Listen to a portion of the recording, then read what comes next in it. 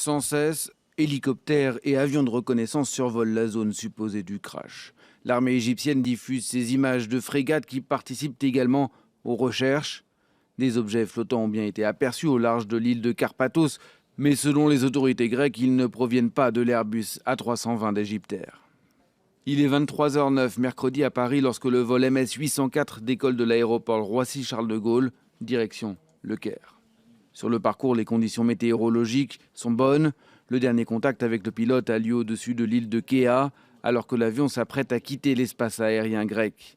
L'échange avec les contrôleurs aériens est normal, le ton même chaleureux, affirme l'un d'eux. Rien ne laisse présager un problème. Aucun appel de détresse par la suite. 11 minutes plus tard, soudain, alors que l'Airbus vole à 11 000 mètres d'altitude et vient d'entrer dans l'espace aérien égyptien, il vire brutalement sur sa gauche, fait un demi-tour sur lui-même et chute de plus de 7 000 mètres. Son signal disparaît des radars. Sur l'île grecque de Karpathos, des habitants affirment avoir vu une boule de feu dans le ciel. Un témoignage similaire émane du commandant d'un navire marchand. Mais les images satellites examinées par les États-Unis ne permettent pas d'identifier une éventuelle explosion. Alors, que s'est-il passé, accident ou attentat?